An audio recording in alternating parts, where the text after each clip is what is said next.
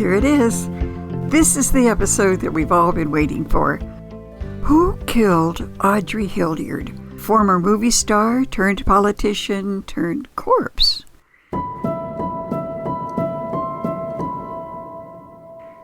I am so glad to see you back at the Sunday dining room table. And I sure thank you. I thank you for subscribing to this channel so that we can continue to enjoy one another's good company. And speaking of good company, I hope you took me up on my suggestion that you drop in on Jared King TV's channel for some of the best stories around and told by a master storyteller. You know, I listened to Jared, and I hoped that I learned to do even half as well with the stories I love sharing with you. So gather around, pour yourself another cup of coffee, help yourself to the last piece of apple pie, and let me tell you about the way Frank Battelle uses his psychic gift to unravel the mystery of Murder at the Liberty Ballroom. Janet had confessed to Frank that it was she who had murdered Audrey Hildyard. Taken totally by surprise, absolutely by surprise, Frank wanted to know whatever happened to all that happiness between herself and the sheriff that she'd boasted about only a few moments before. Well, she told him that her doctor had said that she has less than 3 months to live. By her reasoning, she said, by the time the trial's over and I'm set to begin serving a life sentence, I'll be gone. And then she told him, I'm not afraid. She said, there's no point in putting everybody through this agony of not knowing. Then she said it actually felt good to get it all out. She said she was evil, Mr. Battelle. She would have continued hurting people as long as she lived. It was just her way. Well, Frank said, yeah, I know that's what you said, but does the sheriff know? Janet said, you're the only one I've ever told. So Frank then, still not really convinced, he said, where's the gun you used? Janet sort of smiled and she said, you'll never find it, and I'll never tell. Frank said, so you have a gun of your own? I did have it, yes. When a barn was set on fire by arsonists a few weeks ago, and then the Logan home was virtually stripped of everything while they were away, Willard insisted I get a gun for protection. He taught me how to shoot and even how to clean it. I'm very good with a firearm now. Frank told us that by that time the gift was giving him a giant thumbs up because he could see her. He saw her in his mind at the pistol range. He saw her hit a bullseye in a practice target. And then he saw the sheriff with her. And he knew she was telling the truth. But you know what? Frankly, it was a bit of a letdown. Even though Janet went on to assure him that she was ready to tell the sheriff, so there was nothing left for him to do but make the call. But it was a letdown. Why? What was it? What was it Crane had said when they met? What was it? You're going to be here till you come up with something I can use to make an arrest. Oh, yeah, that was it. Well, it looked like his services were over, come to an end. The sheriff could make his arrest now.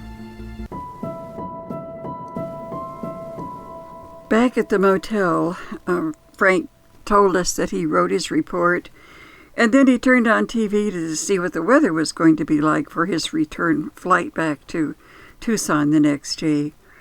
But instead, he found breaking news about Janet's arrest.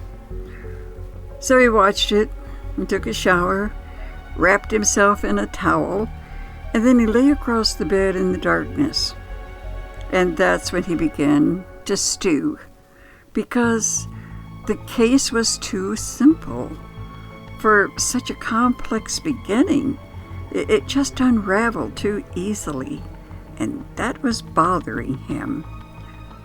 So he began to go over the afternoon again in his mind, the way you'd watch a rerun on TV.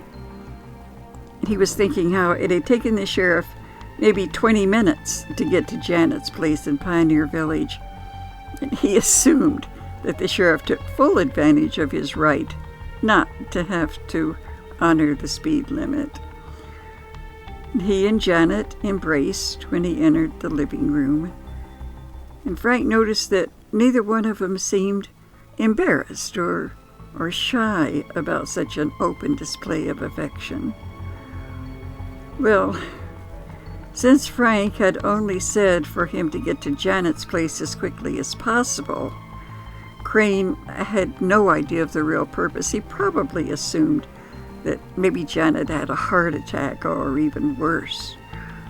So, assured now that she wasn't having a medical emergency, he seemed puzzled when he said, Well, I'm here, Battelle, but what's this all about? Frank looked toward Janet, he said, because he felt it would be best if she told him herself, in her own words, which is what she did, though Crane didn't seem to be getting it. So Janet, very gently, she told it a second time. It was Frank's job to detect when people are faking. And the shock on Sheriff Crane's face, he said, that wasn't fake. And Crane took Janet in his arms then, and he just kept mumbling over and over, No, Janet, no. Well, that's when Frank said he stepped outside, to give them some privacy. He was glad that Crane allowed Janet time to put a few things in order, and then he led her out to his cruiser. And he was also glad the sheriff, he chose not to bother with handcuffs.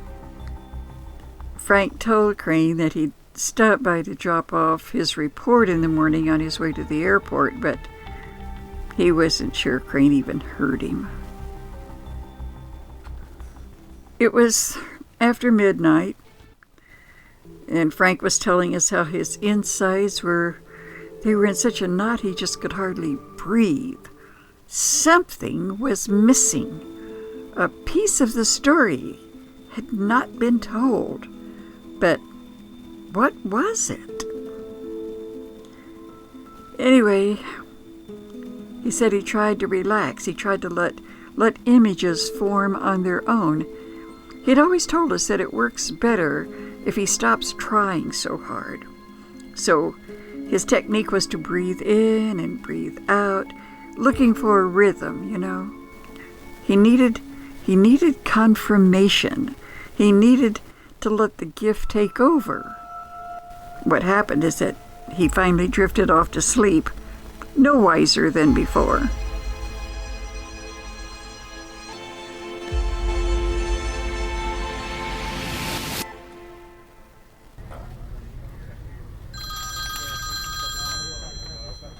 As promised, the next morning, Frank stopped by the sheriff's office. He had the intention, of course, of leaving the report with him, and that was probably going to be it.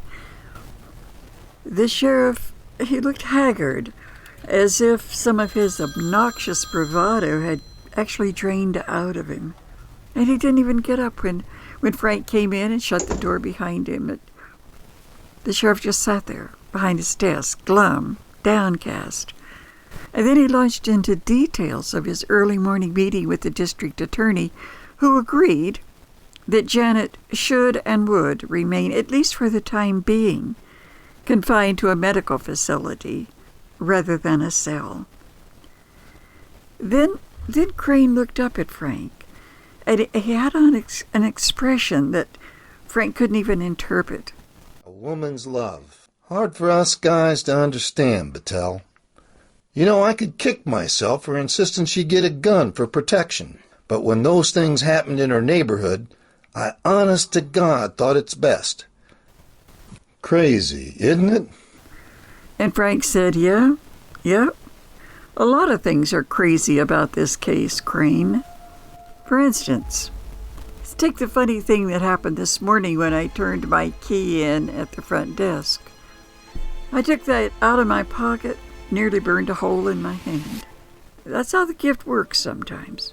First it tells me nothing, then it misleads me, and then it shouts at me. When that key was so hot that I dropped it, that's when I realized that the words skeleton and key, they weren't about an old murder. They were about you. No, don't give me that expression. Let me finish what I'm saying. Because you're right about the love of a woman, Crane. I saw the whole scene right there in the hotel lobby. I had a vision of you. I had a vision of you with Janet in the living room when I stepped outside. I'd left you holding her and looking like you just had the shock of your life, which you had.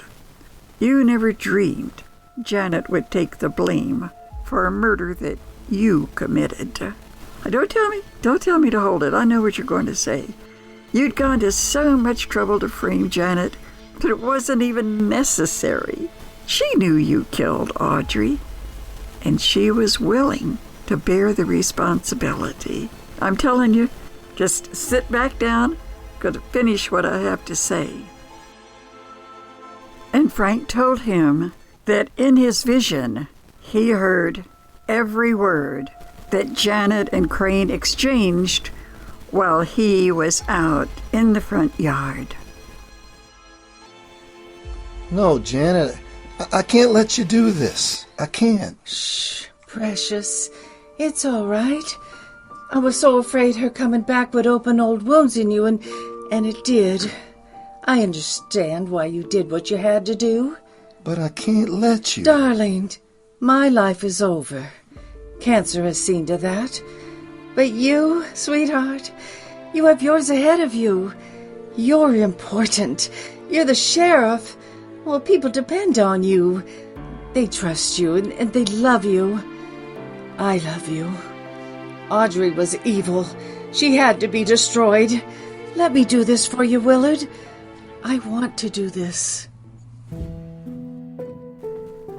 Janet had no idea that Crane had set fire in the nearby barn or that he stole everything from the neighbor's home, all to convince Janet that she needed a gun for protection. So he taught her how to use the gun. Good thinking, Frank said to Crane. Now her fingerprints, not yours, are all over the murder weapon. When did you steal it from her, Crane? Did you stop by for a late-night visit the day before Audrey arrived and take it then? Frank went on to point out that Tony had the only original key, and the sheriff couldn't ask him for it, so he made one that would open the door to the library ballroom where he and Audrey had arranged to meet that fateful evening. Then after Crane killed her, he buried the gun in a shallow grave in the woods, knowing it would be found one day with Janet's prints all over it. Though Janet had missed it, of course, but she had no reason to go looking for it in her home until she heard about Audrey's death. And when she saw it was gone, she realized that Crane had done it. But it never entered her mind that she was being set up. She simply thought he didn't want to use a police weapon and would dispose of the gun she realized he had taken from the house. Crane snapped at Frank. "I'll have your head on a platter." But Frank countered with, "No, you won't, and I'll tell you why. I'm about to break a pledge," he said, "that I made to myself years ago. I vowed I'd never tell someone when they're going to die. I never felt it was my place to do that, even when I was positive. After all, I'm not a doctor. However, in this case..." What are you saying? So Frank told him straight out He said, "You're 63 years old. You'll never see 64. Within a couple of weeks, Crane, a blood vessel inside your head is going to burst. Oh, you won't feel much. Just a blinding headache, and then you'll pass out. But you'll never wake up, because the stroke you're going to have will be massive and fatal.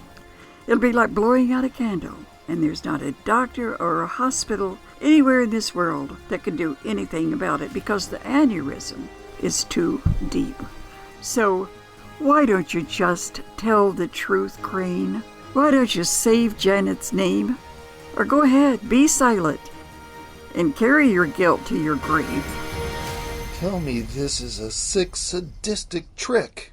That's when Frank said to Sheriff Crane, "You know there's something seriously wrong with you. You can feel it. It's like a bomb with a lit fuse. And I should be sorry you're dying, Crane, but frankly, I don't much care. But I do care about Janet." She wants to do this. If I confess, it will shatter her. "No," Frank said. "Janet will soon be gone. It's her reputation I'm thinking about. Just tell the county prosecutor the truth, Crane. Redeem your miserable, selfish soul." Well, Frank knew from the slope of his shoulders that the man was finished. And to his credit, the sheriff really was shocked that Janet loved him enough to take the blame. All of his elaborate planning was to frame the one person who had absolute faith in him.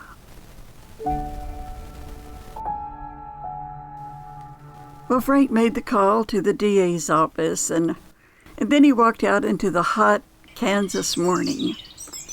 He still had a couple of hours to kill before heading to the airport, but he knew exactly how he wanted to spend them.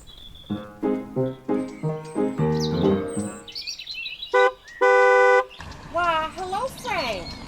What brings you back out here? And Frank called out, "Thought you might like to go for a little spin. That is, if you got time." Got time? Oh my goodness, yes! This is great. I've never been in anything like this in my whole life. Well, lands. I sure hope my neighbors can see me. Oh, hello, Millie. Oh, goodness.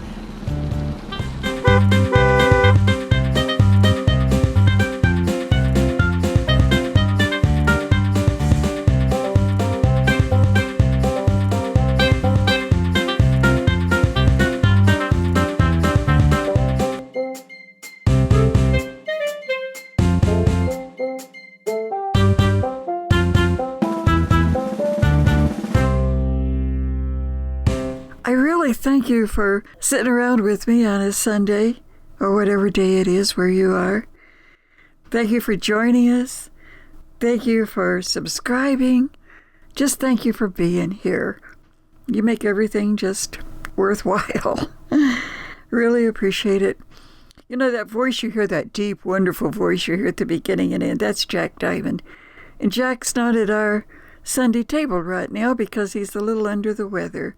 Might need some prayers going out for Jack Diamond. He's been my friend for many years. He's been with us ever since we first started. So, good guy. I also want to tell you who played what parts.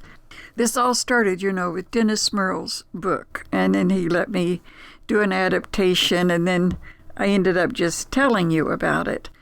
But Connie, that's played by Nicole Aloni, and I think she's just fantastic. And then, of course, Sheriff Crane, Mark Schwartz, and Janet.